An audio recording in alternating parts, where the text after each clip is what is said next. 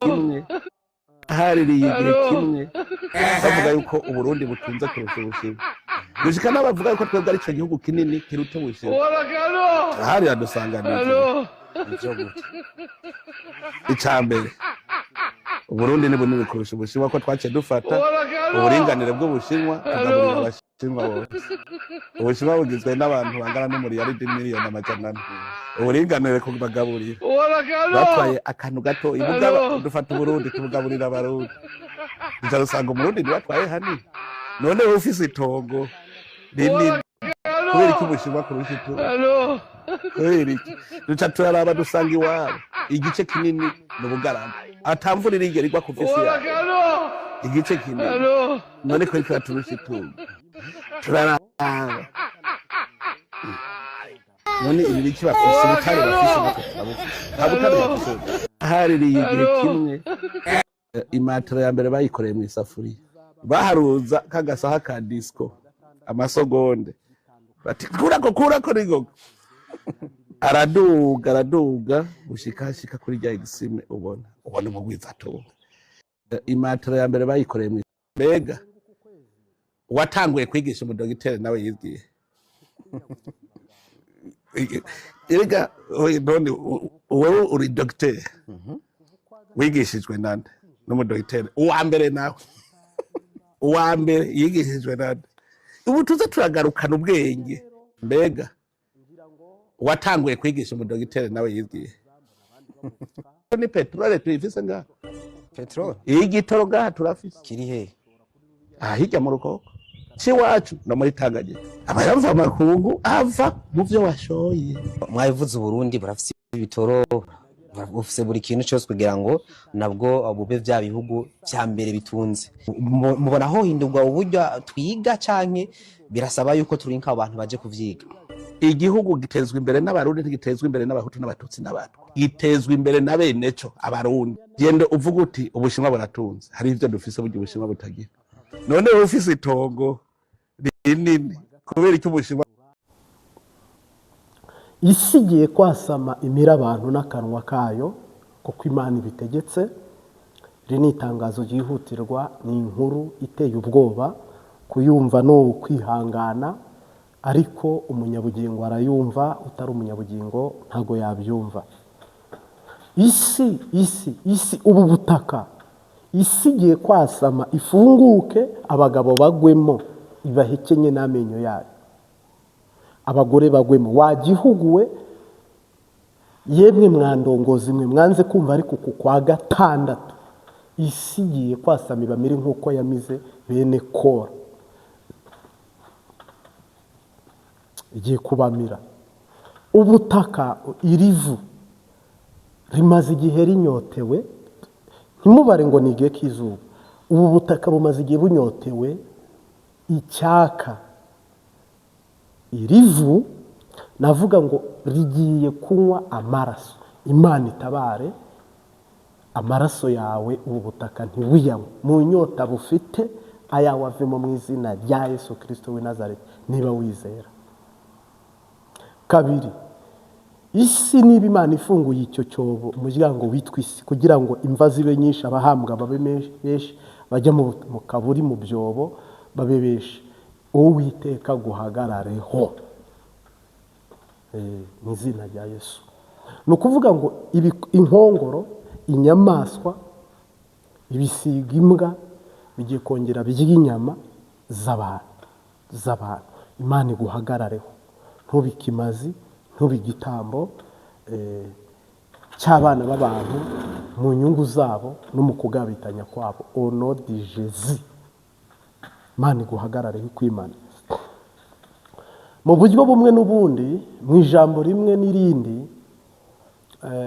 uko kwa gatandatu ni ukwa gatandatu isi igiye kwasamikamira abantu ubutaka bugiye kunywa amaraso y'abantu inyamaswa zigiye kurya kandi zikarya ibitari bike ni ukuvuga ngo ukwezi kwa gatandatu usengasenge wigiriza ubusa yiriza ubusa ariko ni ukwezi kubi kudaturutse ku ntambara iri muri Irani na hagati ya Israel na Irani na Amerika ahubwo ni ukwezi kubi gushingiye ko abantu bakoze ibyaha, abantu bakoze nabi kandi bababwiye kwihana ntibihana, uroga araroga, uraguza araraguza, terekera araterekera, usinda arasinda, usambana arasambana. Rero umurengwe watumye abantu bishima ku bandi. Izi video ubanjije kumva zisa na komedi, harimo n'ibyo ntatahuye. Matera ngo batangiye gukora imatera mu isafuriya, ako kantu muzakantahuze ntago nakamenye, ngo Burundi burakize kuruta Ubushinwa. N'ibyo bintu sinabitahuye, ariko uyu ni umukomedi turamumenyereye. N'ahandi yavuze ngo kwiga cyangwa se abize dogiteri wa mbere ninde wamwigishije. Ibintu byose sinzi niba, ariko ntabwo nje guharira nawe, mba mbicishijemo gusa kumva zuko hari abantu baba batazi ibiri kuba n'ibiri kujya mbere. Disikuru nk'izi ntabwo ari disikuru za perezida, ni disikuru z'abakomedi ba Mutima, ba Sabi n'abandi. Rero ishyano n'ibara riguye ntabwo rigwiriye ibiti, ntabwo rigwiriye ibyatsi, si inyamaswa, ahubwo ni ibara rigwiriye abantu. Maraso aseseka saa y'ibiti ni ay'abantu. Rero Nyamwanga kumva ntiyanze no kubona, kandi uwanze kumvira se na nyina yumviye jeri. Ni imigani y'Ikirundi n'Ikinyarwanda, ariko abantu bashobora kumva kandi bagatahura. Imana idutabare. Rero hari urufunguruzo Imana ishyizemo, urufunguzo igakata, ifungura rwagobo n'amarembo yarwo byose bicushumuka, bifite ubutware n'ubushobozi, bije kwica no kurimbura no gukenyura no kwangiza.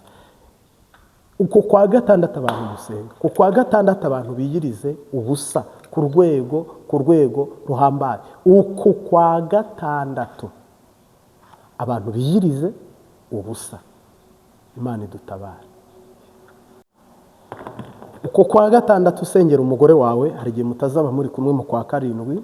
Sengera umuhungu wawe, hari igihe muzaba mutari kumwe mu kwindwi. Sengera umugabo wawe, hari igihe muzaba mutari kumwe mu kwindwi. Sengera mama wawe, hari igihe mutazajanayo. Sengera abuzukuru, hari igihe mutazajyanayo. Sengera perezida, hari igihe muzaba mutari kumwe. Sengera uwo uriya, musengere ushyizeho umutima. Koko amazi ntakiri yayandi, amazi yarenze inkombe. Hari igihe buno kwa gatanu mukurangizanyije, ariko kwa gatandatu kwikoreye iki, guhatse iki, gutwisa iki. Ukwa gatandatu ni ukwande, ishobora byose, isumba byose, irekuye cya kimine, cya kibombe, kugira ngo abera batabarwa. Amarira y'abera ubona yo yarumviswe, kandi kuniha no gutaka kw'ishengero uhoraho yarakumvise. Buno rero ibigira bishike urokoka n'uwamaze kwakira ubwo buntu, kuba muri ubwo buntu, kuba muri izo ndangagaciro za Gikristo. Ngo burya nta kigeragezo kitagira iherezo, ucyitwayemo neza kigusiga uhagaze. Uracubuka nagurwa ukajya ku rufatiro, ukagisohokamo neza na mugayo ukorera. Iyo ikibazo gihananiye n'igisubizo, umuriza intambara si uko zizahora. Ikigeragezo ufite ugiye kugisohokamo nawe, hari Imana itabaye ku munota wa nyuma. Burya nta kigeragezo kidafite iherezo, iyo ukitwayemo neza kigusiga uhagaze. Uracubuka nagurwa ukajya ku rufatiro, ukagisohokamo neza n'umugayo ukuriho. Hari ibigeragezo abantu bafite, hari intambara abantu barimo, ariko Imana ibishyizeho iherezo. Hari abantu bahanuye ntibumvirwa, abantu bavuga ubutumwa murabipinga, murabigabira, abantu barasemerera ntimwumva, mu isoko, mu ibarabara, ahantu hatandukanye, mu maeglize, abantu ntibabyumva. Ariko ujaje muri uku kwezi, ukora arakora muri uku kwezi, hari n'igihe iyo nka yawe ukwezi kuza kurangira ntayo ufite. utazi n'aho igeze bayinyaze bayijyana, utazi n'igihe yaririwe. Pere shezere, Imana ishobora byose yaba ari idufashije bikaba nibura basi umuryango wawe muri hamwe. Naho nabage bajya kugura umutekwa mu ijoro, ari igihe uzajya kuwugura wagaruka ukayoberwa aho wasohotse, umuhana wawuturutsemo uwuzi, ariko ibigiye gushika hari igihe uzasohoka waba urangije kugura umunyu cyangwa amavuta, wakata ngo usubire inyuma ukayoberwa ibarabara wazananye, ukayoberwa akayira wanyuranyemo, usubire koko biteye ubwoba. Biteye ubwoba. Koko Imana igiye kurimbura ikintu cyitwa Bayali na Dagoni, igiye gusenya kiranka, musenye n'amaboko abiri kandi musenye mu buryo isenye igasenya n'imizi. Wowe rero ushobora kuba uzi ko hari aho Imana izashyiramo imiyaga cyangwa ngo ikabitwara buke cyangwa ngo ikigengesera cyangwa ngo ikajya imbabazi n'imiyaga, ntaho. Ahubwo ibigiye gushyika n'ibigiye kuba, inkuru mbariranira tuba, hagiye kwibonekeza ibidasanzwe. Kwezi kwa gatandatu mu gusengere turi itariki ya 5 niba ntihenze, turi rosenke z'ukwa gatandatu 2026. Uwikunda n'uwiyemera asengera ubuzima bwe, asengera ubuzima bwe. Naho biriya bavugaga ngo naka n'indongozi ngo nta wamukoraho ngo urabona ngo urumva, hano inkota ku izosi hano, kandi udukwegeye n'udukururiye ni Nefa. Izi komedi rero arimo, ibi byose arimo abwira abantu, ibi ngibi arimo aganira, ibi byaheze. Ntabwo ndi Imana, ariko ibi byaheze. Mu kwezi kw'indwi hari igihe uzaba utakicara uku ngo ubwire abantu ko abana bawe bariye, ibindi by'ibiciro ntabyo ugomba kububazwa. Rero Imana itabare, Imana itabare, Imana itabare. Uyu mupapa nta karuta Imana batazira wa Kenya, ni umugwizatunga mu gihugu cy'u Burundi uzwi cyane, ufite amahera n'andi y'ubuntu. Ariko urupfu ntago rubabarira, urupfu ntirugira impuhwe, urupfu nta kigongwe, urupfu ruragapfa rupfakare. Ruri kumugera amajanja, ararembye, hôpital militaire Rwakarede, ngira ngo niho arwariye mu bitaro by'igisirikare. Uyu mutama nawe amagara yiwe arasukumwa, kandi uku kwa gatandatu ni njyana muntu. Kwa gatandatu ukwandika ahantu, ukwa gatandatu kumeze nk'inyanja yuzuye, kwa gatandatu kumeze nk'inyanja iri mu muraba muri iki gihugu cy'u Burundi. Ukwa gatandatu kumeze nka ya mvura y'impangukano, kwa gatandatu kumeze nka ya mituragaro. Kwa gatandatu rero mpamya ko ni ukwezi kufite izina nk'andi mezi yatambutse, ariko ibizabamo n'ibizakorwamwo muri uko kwa gatandatu bitandukanye n'ibyakozwe mu yandi mezi yarenganye. Umuntu rero uri muri uku kwezi kwa gatandatu usenge ukurokoke. Umuntu uri muri uku kwezi kwa gatandatu usenge uku kwezi ntikuhitana amagara yawe, ntikunyaga ubuzima bwawe, kuba kwa gatandatu kw'amashimwe, kuba kwa gatandatu kw'agakiza, kuba kwa gatandatu kukwinjira Kanani. Tutaimba ozana. Wa Kenya rero ngira ngo nabonye benshi bamutabariza, mbona abandi bamubika, mbona kandi ko kurumva niba hari amafaranga ushobora kuri ruriya rwego bikarangira bagushyize kuri bomboni, amagara aba yagucitse kweri.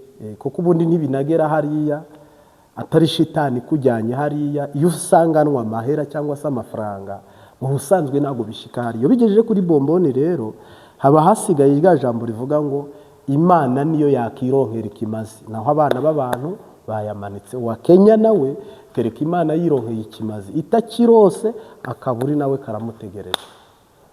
Ariko kwa gatandatu kurarura, kurasharira, kwa gatandatu kurabishye, kubanzi b'Uwiteka, kubanzi b'umusaraba, kubanzi b'igihugu cy'u Burundi uherereye hose wanga Burundi, uherereye hose usenya Burundi, kazi yako. Ni ukwezi kubi.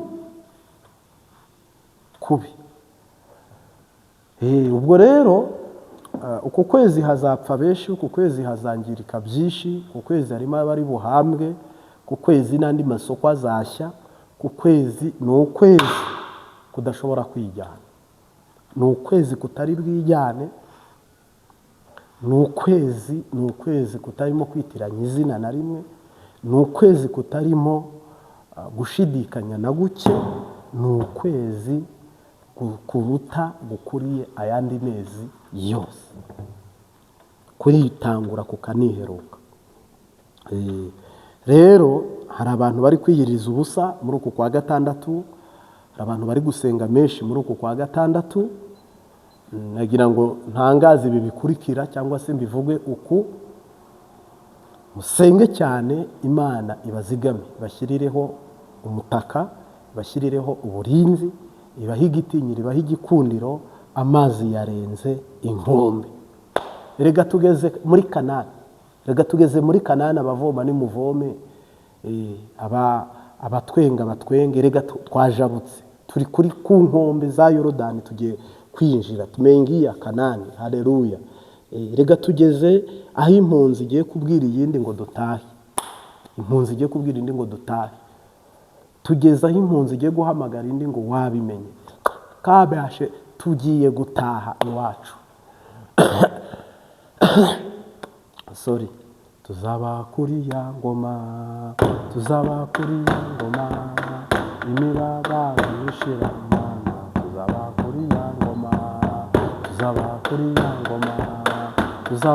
ya ngoma, imibabaro ishira Mana. Tuzaba kuri ya ngoma, abatujijwe bazabayo, abasenga bazabayo, imibabaro ishira Mana. Tuzaba kuri ya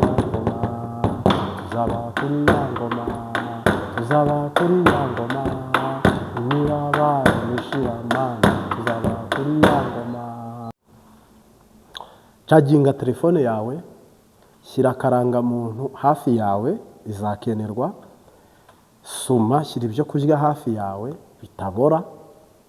Woroshye abantu bajye guhaha watermelon, umuntu ufite ububama bukomereho mu kwezi turimo no mu gutaha. Umuntu wifitiye amazi ayakomereho, umuntu ufite amazi ayakomereho, udafite amazi kazi yake.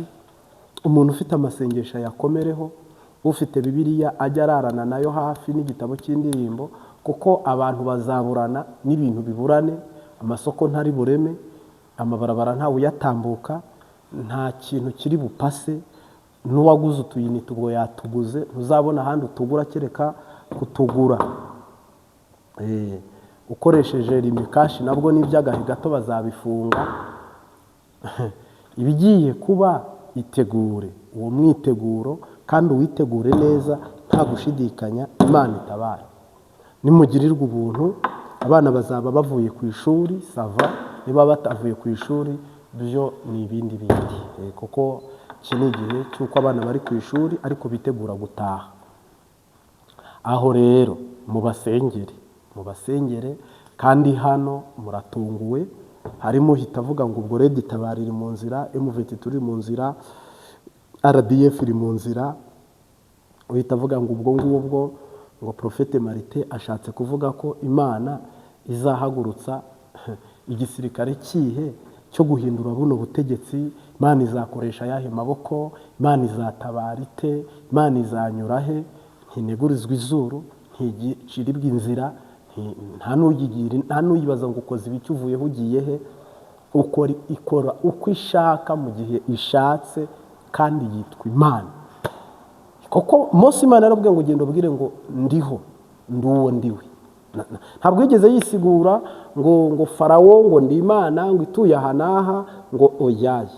Aravuga ngo ndiho, nduwo ndiwe, yabantumyeho pointer barekure.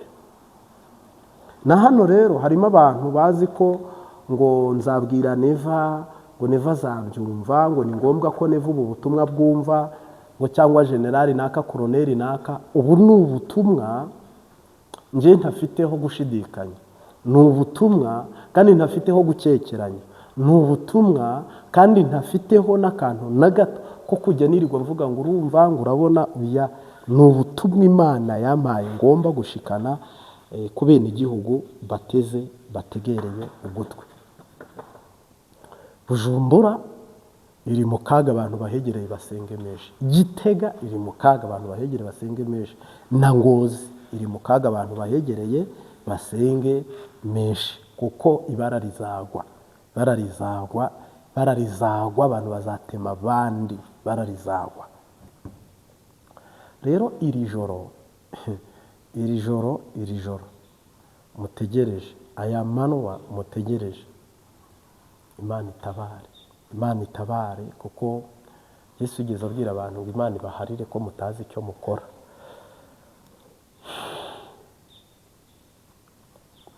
Ngira ngo na Sitefana niko yabwiye abantu, ababwira ngo Imana ibaharire. Buno rero wabyaye Sava ariko utwite ndamusengeye.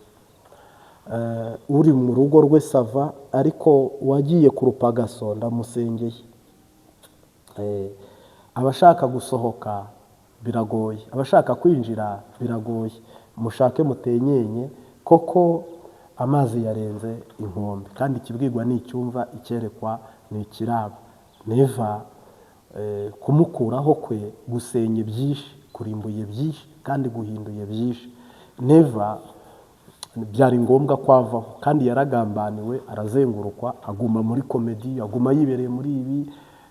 Ubushinwa ni butoya ku Burundi, ubwato bwa Nowa, udukwavu, udukende, ututsiba, ibintu nk'ibyo nyine aguma yisamaza, anasamariye muri utwo, ariko amazi yarenze inkombe. Urabeho turagiye Nyiranzihane ejo. Nta kintu mpamya ko mwashinze, narasemereye ukwezi kumwe, 2, 3, 4, 5 bantuka bambaza bagera gute. Ubu rero reka ibiba bibe, noneho ko ari byo mwahisemo, uruko karoko kubaho abeho.